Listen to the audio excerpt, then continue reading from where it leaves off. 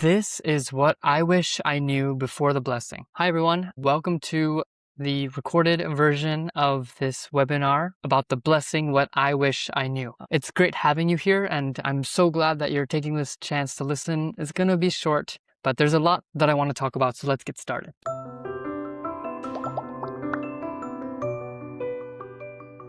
So all my life, I was really excited about the blessing. While I was a high schooler, the sole reason I didn't date was my purpose was to go to the blessing. But at the same time, I didn't really think about what the meaning of the blessing was. It was just my life path to go to the blessing one day. At the time, I saw it as some sort of arranged marriage. And that's what I told my friends why I wasn't dating.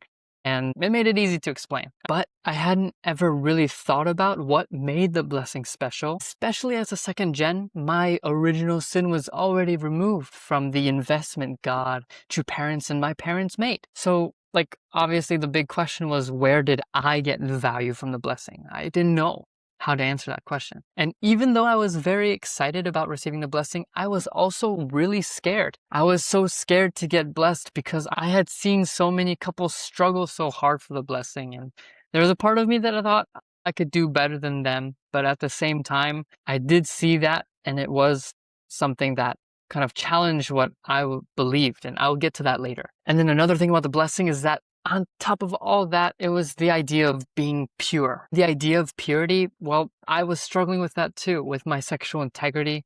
I was watching porn every day, every other day. I was flirting with girls, as far as the blessing went, kind of just barely getting over the line of dating, but still kind of teasing the line between what was allowed and what wasn't allowed, right? I was flirting and trying to get away with it. And most of all, I didn't share this with anybody, especially not my parents and not with my siblings.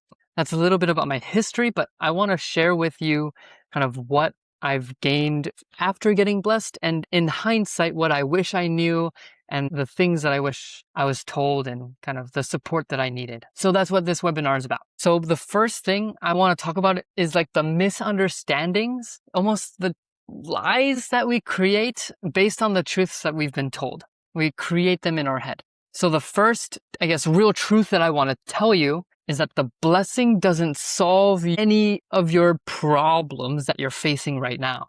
It doesn't solve them. And it actually might seem worse before it gets better. And this sounds a little weird, but let me explain. Everything we observe in the world is through our eyes. Now, obviously that's the case, but it's the lens of our experience. I also want to point out that the unification movement, the FFWPU, is a very young movement, okay? In the history of all things, especially history of humanity, is really small and is really young. But Providence has been moving like crazy fast. I'm sure we can attest to this. And it's caused a lot of changes to happen. A lot of changes in a very short amount of time. It's hard to deal with change that fast, okay? The absolute standard that True Parents brought for us came in a lot of banners during a lot of our parents' blessings, right?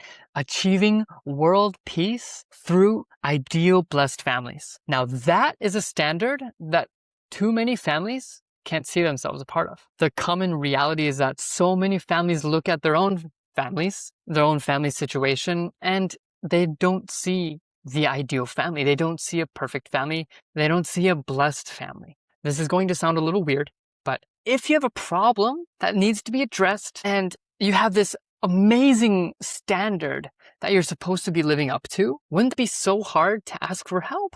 We need to kind of pause here and understand, is our understanding of perfection, of the word perfection and what it means, what we feel when we say that word.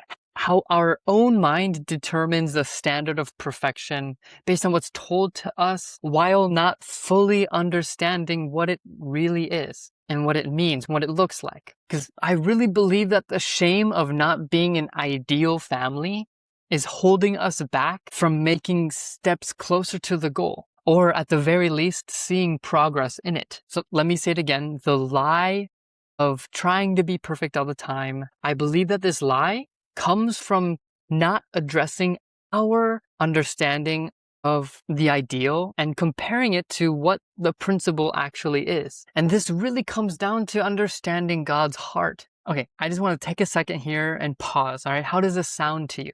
Just take a second to think.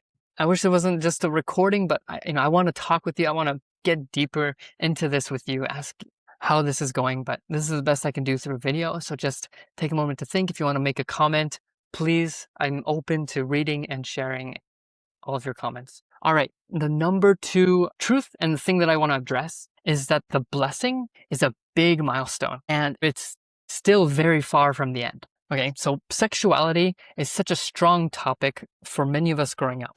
It's especially hard to ask for help and admit that there needs to be work, especially in this area. True Father had such an absolute standard, and any deviation from it was really scary to be in, right? And so when sexuality has that much standard to it and we find ourselves not achieving it, what do we want to do? Just like Adam and Eve, they wanted to run away, they wanted to hide, and they wanted to blame. And so what we're doing is kind of the same thing, right? We're running away, hiding, and maybe even blaming.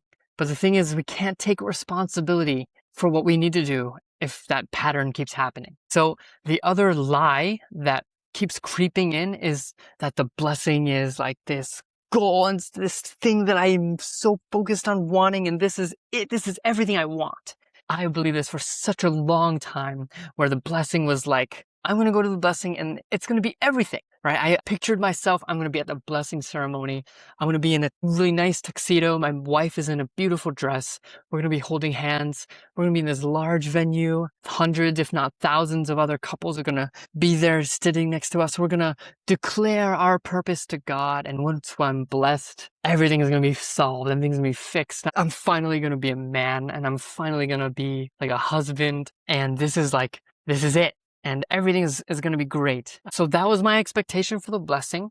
So when it came time for me to actually get blessed last year, what actually happened? Nothing. We drank our holy wine. We got splashed with holy water. We attended a pretty grand ceremony. Then it was over. We were blessed and I felt the same. My whole entire life purpose leading up to this moment was now gone. So actually, maybe I felt pretty confused. I also probably felt a little disappointed. It was exciting for sure, don't get me wrong. I'm really happy to be blessed with my wife, but the whole experience of being blessed is an exciting day. The next day, it's over. Sex was also not this passionate, mind-blowing, life-altering experience. It was confusing. It was subtle. It was a little fun, but it was also pretty scary and confusing. It was awkward and new. It wasn't bad. Just all these other things, and definitely not what I was expecting. And so the truth is that the blessing is not this huge, all for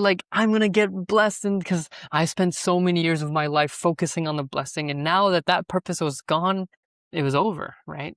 And so I'm really glad that I had older brothers and sisters to help me realize this, or to plant the seeds for me to realize this really quickly. But the blessing is just like any other relationship that I'm building, plus extra, right? This blessing is a very special relationship, and all the practice that I put into my parents, my siblings, my brothers, my sisters, my friends to build a relationship is in the blessing, and then extra, right? And this is the first unique experience of the blessing and what is really to come after getting blessed. It's not this grand, amazing, magical thing.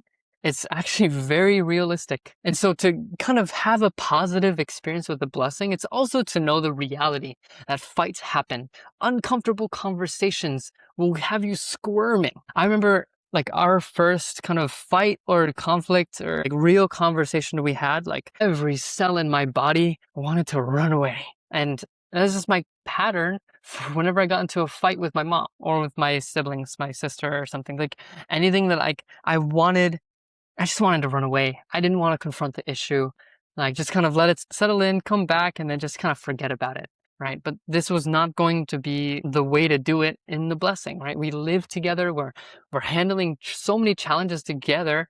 And so we had to learn how to do that. And that was a huge hurdle for us to be able to realize how much we have to work together. Okay, and I guess this next point that I want to talk about is kind of how to talk to your kids about sexual integrity. and the blessing, because what's really important here is not trying to convey something, not trying to like just teach. I think we're taught so many different things and we have so many opportunities to learn. But actually, what I wish I had more chances of doing is talking real with my parents. I think every time I've had a conversation where I was just raw and real and they listened to me and they asked me questions and they can help me dig deeper, it was just a huge bonding moment for me and my parents. And so I want to talk about how to talk to your kids, and if you're a teen, how to kind of receive and how to talk to your parents about sexual integrity, about the blessing. And so one of the first things that I want to point out is just so much so how interesting it is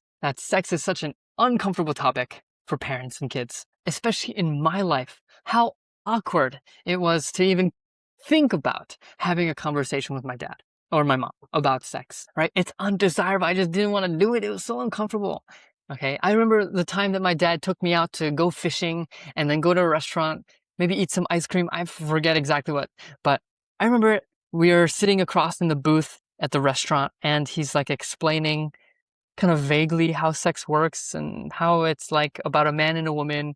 And it's like kind of for context, at this point, I had already discovered porn, which is wild. I was like 14 at the time. Okay. So I already discovered porn and my dad was trying to explain to me very vaguely, very awkwardly what sex was about. And it was just such an awkward experience. It imprinted me. Sex is awkward with my dad. That's just what it was. And then eventually at like age 19, I gave my life confession to my parents after doing 1 year of mission on GPA. And I will admit for other situations, not every kid is like this, but it's common that the parents will talk to their kids about sex or about sexual integrity, about porn, or about the blessing. And even though they've talked about it, it's hard to bring it back up. Either from the kid's side, maybe they had a slip up with porn recently and it's still hard to bring up. Or maybe from the parent side, it's kind of awkward to bring up. I don't know when to bring it up with my kids. Kind of like, it seems like such a random, like no good moment leading up to it. And I get it. And it's uncomfortable to talk about. So this is why I really need your insights on this, okay? This is where I would really like you to leave a comment to kind of, let's dig deeper into why it's so awkward. And I want to hear from you, like why personally would it be so awkward to talk about sex? I think, from your parents, from the time you were being raised by your parents, or if you're a parent and you want to talk about your kids, like if it's awkward for you to talk about sex. And then here's the key point that I want to make with this whole being able to talk to your kids about it, or being able to talk to your parents about this, about sex and sexual integrity, and even the blessing. So one of the things that I'm realizing recently is that the education is just understanding, right? If we can understand a concept, then we can apply it elsewhere. It's like math, okay? Like really simply, logically, it's math. When you can understand the formula and kind of how it works, right? I don't know if you've been taught like this, not just been given a formula, right? You're kind of taught how this formulas work, like how this formula was kind of discovered, kind of what proofs needed to happen in order for this formula to exist, and then how the formula works and what it's supposed to show you, what information it gives you. And I think that's exactly, for all education, it follows a similar principle. Education is understanding. So if you're a math teacher, I heard this as an example from Dr. K, if you know who he is, Dr. Alec Kanoja. Anyway, he talks about how, right, if you have a kid who's adding 2 plus 2 and it equals 6, no good math teacher would just be like, no, that's 4. No, that's 4. No, that's 4. You have to understand where that kid is even getting 6 from. What are they doing, right? So in that kind of perspective, let's try to understand where your kids are coming from or where your parents are coming from. So honestly speaking, sexual integrity, I think at High Noon, we don't see it as just avoiding mistakes, right? We don't just say this is what not to do. That's purity 1.0. That's something that is so limited. Okay, we need to focus on purity. We need to focus on purity 2.0, which is building sexual integrity, which is growing the habits, growing the behavior so that we can actually build ourselves. One of the examples that we give is that, just not kissing any girl or not dating or not doing this or not doing that or not having sex or not watching porn. Just doing that is going to make you, like, imagine Gollum from Lord of the Rings. And just like imagine he's never kissed a girl or he's never dated anybody. Like, does that make him a good candidate, a good partner, a good human being, right? No. So you can still be selfish even though you've never watched porn. You can still be really narcissistic even if you've never kissed a girl. You can be really self-conscious even though you've never done this or never done that, right? You can lack a lot of self-confidence even if you've never done any of those things. So some brothers really struggle because they've never done some of these things anyway, their value goes down. That's a whole nother field to talk about. But in the conversation about sexual integrity, it would be so good to understand where your kid is coming from. In the conversation for sexual integrity with your parents, it'd be so important to understand where they're coming from. What does sexual integrity mean to you? What kind of person do you want to be? What is important to you? Okay, so a lot of times parents will ask certain questions and the kids will know exactly what's important for the parents. And then they'll answer like a golden child, like the right answer, right? Oh yeah, sexual integrity is important to me because I want to receive the blessing.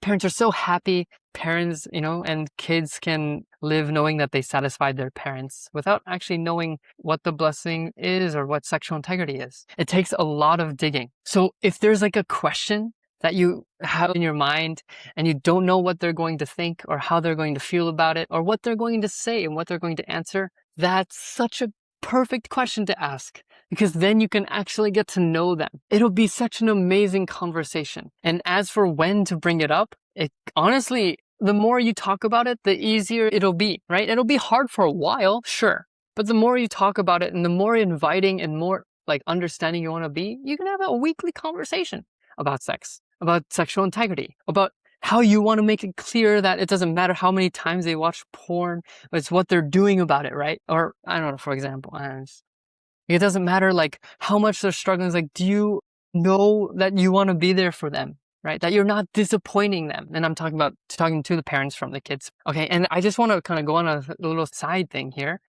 Please, like parents, understand that behaviors like excessive gaming or excessive scrolling or porn and masturbation or secrecy or avoidance, these are often not a root problem.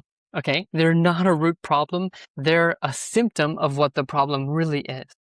That's hiding in the shadows. These things are often ways to escape the discomfort of not living the way that you want to, or the discomfort of the pressure or of loneliness. It's to escape. It's to find some relief from the fear and the shame. And so the main issue and your task is to understand what is the main problem. How do we find the main problem? We ask questions. Your kids might use some language to describe a certain feeling, but like even in that instance, you have to understand what that language even means to them. So we ask questions, we understand them, and then we can guide them to take responsibility simply from asking questions. It's really an amazing thing, but asking these questions, having your kid really feel kind of listened to, it helps take responsibility like no other. And then my final point here is that you cannot have one conversation and expect some outcome that you want, okay? You have to build an alliance with somebody, with your child. And building an alliance takes continuous effort, continuous investment in connection and understanding, at least full effort too. Getting to the root of the issue takes a lot of questions, but it also takes a lot of action. So open-ended questions about the behavior or about the belief, about the desire, helps us really deeply understand somebody and really help them understand that we're on the same side, that we actually want the same things. And just trust me, like learning how to articulate your feelings into words, well, that's also really great practice for the blessing, right? So that for the future, any future relationships, that can be something that they practice and that you practice and that we can all practice. It's a genuine, helpful way to face a problem, right? We put words to the problem and we can see it more clearly. That's why reflection and conversations help so much. So I just want to end this talk by saying like communication is probably the best thing that I've ever invested to in my life. And I'm still working on it and I'm still getting better at it. But trust me, like asking questions is such a fun thing. Getting to know somebody is such a fun thing. And I really want to encourage you to do that with your kids and to know where they're coming from, because sometimes these beliefs just start coming up and we can't see that, right? We say something, we mean something, and then the person turns it into something completely different. So when we can see that understanding, we can understand where they're getting 2 + 2 = 6, okay? Because what we really mean is that 2 + 2 = 4, and this is how you get it. So thank you so much for listening. I'm so grateful for you. Please leave a comment below if you feel like this touched you in some way, or if it didn't, and if you're angry, let me understand you, okay? Thank you so much.